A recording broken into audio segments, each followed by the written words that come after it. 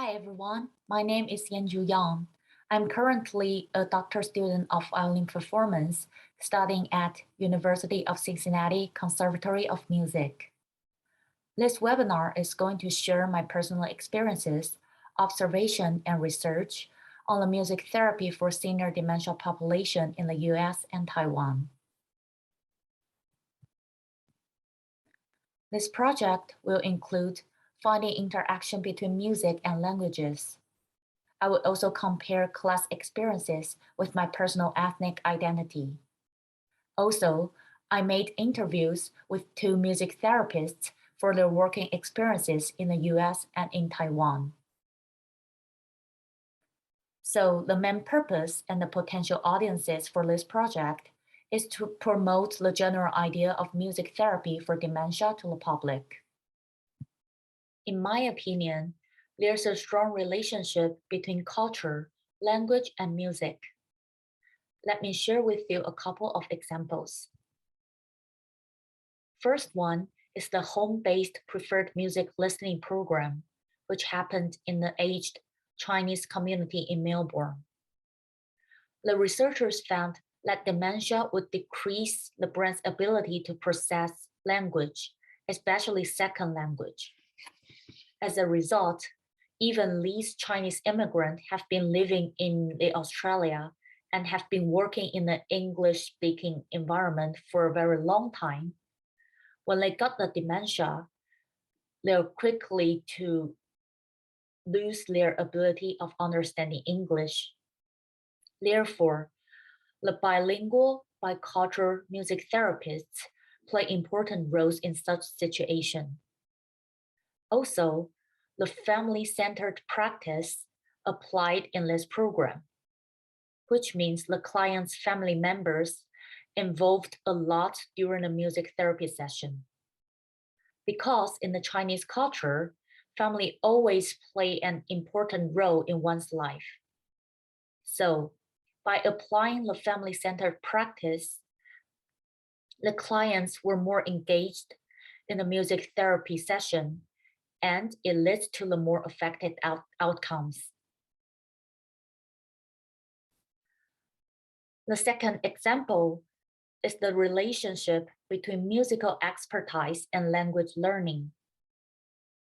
So based on the result of some medical equipments, the brain literalization of pitch processing are actually different between the tone language speakers, for example, Mandarin Chinese speakers, and the non-tone language speakers, for example, English speakers. The experiment shows in France shows that musicians detected both tonal and segmental variations more accurately than non-musicians toward the tone language. Another experiment in the US shows that after receiving a few months of musical training, children can improve the ability to read phonologically complex words. So, based on the above examples, we know that music and language could make great influences on each other. It has been approved that music could help the clients with dementia to retrieve part of the language ability. However, language and cultural issues should also be considered when working with the clients coming from different backgrounds. Next, I would like to share some of my personal experiences of encountering the cross-cultural challenges in the quartet meeting session with my American clients. During the semester, I found I have to work hard on acculturation, which means I have to get used to the culture that I'm not that familiar with. The first issue is the language fluency, because English is not my native language. I always find it's a little bit hard for me to describe activities or leading a mindfulness. Sometimes I just couldn't find appropriate word, and sometimes I feel nervous when I have to do the storytelling, and I'm always worried about the clients couldn't understand what I'm talking about. Secondly, is the growing background, because we are living in a different generations and also in a different countries. So I'm not very familiar with the American history and celebrities. So during the sessions, when my clients referred something, I may have no ideas and could not make the discussion with them. Last but not least is the familiar music styles and the musicians. For example, when the clients referred, they like to hear the songs from Eagles and from Carole Kings. I was just so confused because I've never heard that songs before. So I have to pay even more times to make preparation before each session because I want to engage in that session and I want to know what the client is talking about. So the only way is I have to study it, I have to prepare, I have to listen to the music before the session so I could make the efficient leading and singing with the clients during the quartet meeting session. Based on the personal experiences and the research, I listed out a number of questions in my interview with the music therapist.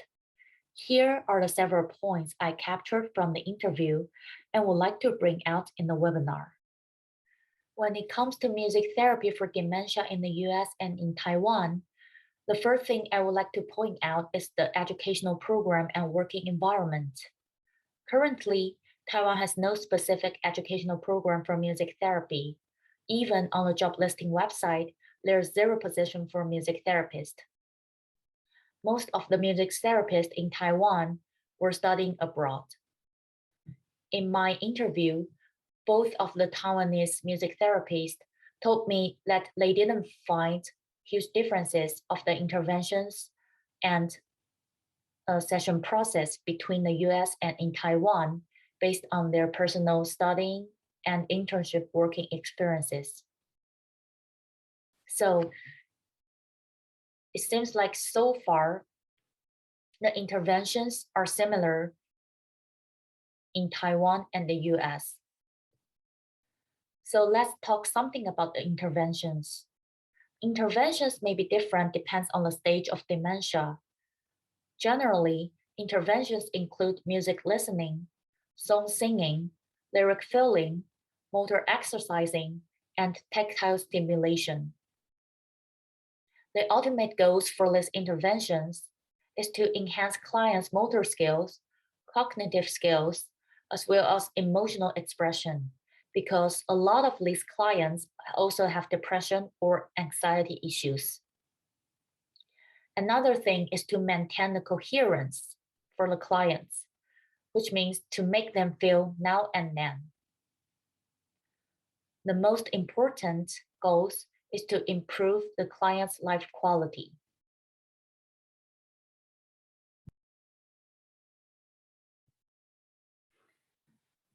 Even the interventions are similar, there is something different between the US and Taiwan. For example, the boundary between clients, staffs, and therapists. In the interview, the music therapist told me that in the US, the staffs of healthcare institutions don't really involved in the music therapy session too much. Most of the time, they just stand aside and let the music therapist to work with the clients. In Taiwan, however, the staff participates a lot in the music therapy session. The advantages is that the staffs are always so nice and help to raise the client's energy up before the music therapy come. However, sometimes they being too helpful during the session and might affect the accuracy of data collection. Another comparison between the US and Taiwan is the health insurance policy. And I think it might also be one reason that music therapy in Taiwan is not as common as in the US. In the US, people are used to find resources and make research on different health insurance plans since they're young. So they might have more opportunities to access the resource of music therapy. On the other hand, since Taiwan offers very good national health insurance to every resident, people usually don't have to seek extra resources for healthcare by themselves. However, music therapy is currently not covered in Taiwan's national health insurance. Therefore, it seems to be hard for people to have chance to know and access this information of music therapy.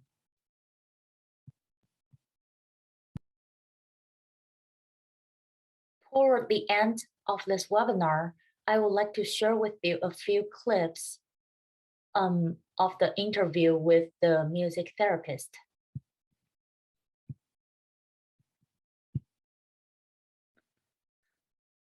I also attached the interview transcript here. If you're interested, you can take a look after this webinar video.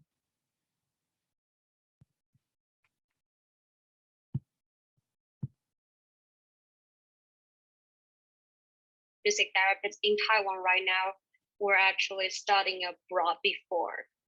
So the way that they're used to sessions, how it goes is kind of same in America. So I didn't really experience any specific adjustments to how the session goes.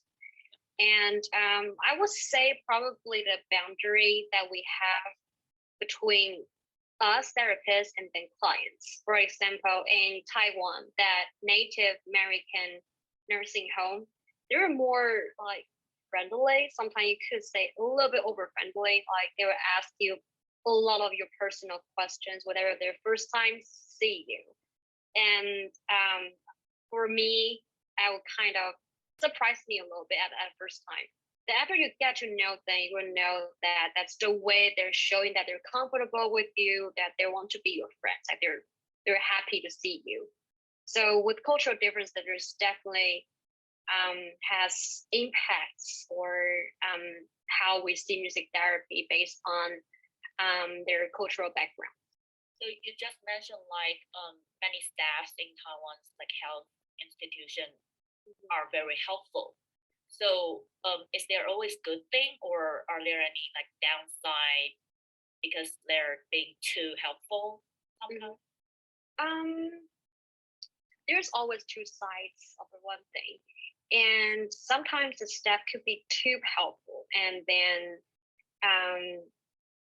affecting the accuracy of the data. For example, if we're taking data of how many times this client raising their arms, and then we're counting the frequency, and sometimes staffers just jump in and force the client to raise their arms like that. And then we'll be like, okay, we don't know how should we count that. So this could be a problem. Or also sometimes we're asking clients to share with us their stories or experiences, then how they communicate with us also take account in data collection. But sometimes staff kind of just jump in too and then help them answer everything and kind of take away their opportunity to express themselves and also recall those short memories. So yeah, sometimes being too helpful could intervene the session a little bit. Oh, I see. I think because of maybe personality of Taiwanese are always like passionate and they want to give help or give support. It's a good thing that, okay, so take my facility as example. I feel like the staff are treating all those patients like they're kids. And I know they're elderly, but like elderly people tend to kind of act like kids sometimes. So I think they're being really nice to them. They're protecting them, they're supporting them. But what we want to see is how the clients perceiving music therapy session instead of how they react with the staff. Yeah. So sometimes it could vague the data accuracy.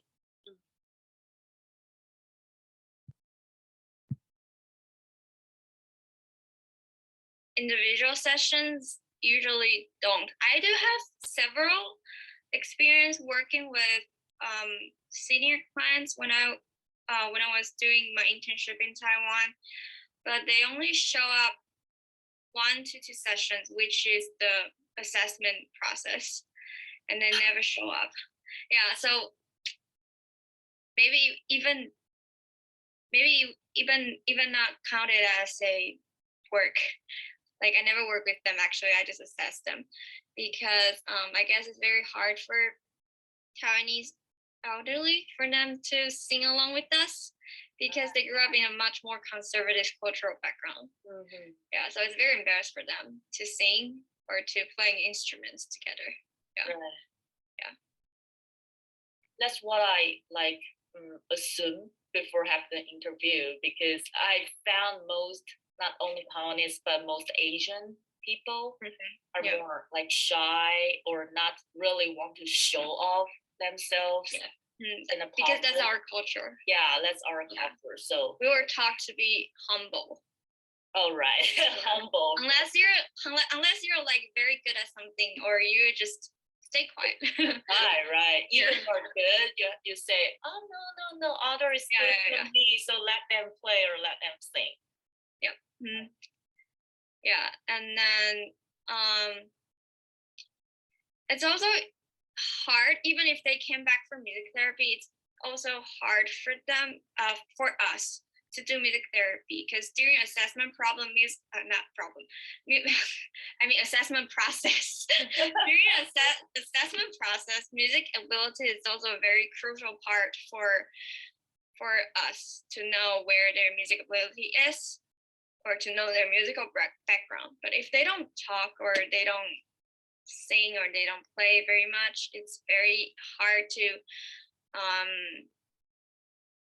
have a very good effective sessions. Yeah. So you just mentioned in Taiwan, music therapy is not that well known, and maybe even many people have no ways to know the music therapy things. So as the music therapist, do you find it's a little bit harder to find a job in the Taiwan than in the US? Yeah, for sure. when you go on the job listing website, there are 0 spots for music therapists. Yeah, it's very hard. Yeah. Wow. Definitely 0. Yeah, and music therapy, since not many people know what music therapy is, even for the medical field, a lot of them doesn't know music therapy. So we usually have to go to the facility that we want to work for, or go to the organization that we want to work. I want to work together, and ask them if they need a music therapist to work with their clients or with their residents. Yeah, so it would be a little bit hard here. Yeah. So you have to recommend yourself to them. Yeah. Recommend what music therapy, and introduce what music therapy is to them. Yeah. Wow. Yeah, you have to know how to promote yourself. Yeah. Not just promote music therapy, but promote me. Promote myself. Okay, so finally, I would like to use a quote from Yahudi Manuin to end the session, the webinar. Music is the therapy. It is communication far more powerful than words, far more immediate, far more efficient. Thank you for watching this webinar today. I hope you get something you want, and I hope the things I introduced to you today might be helpful in the future.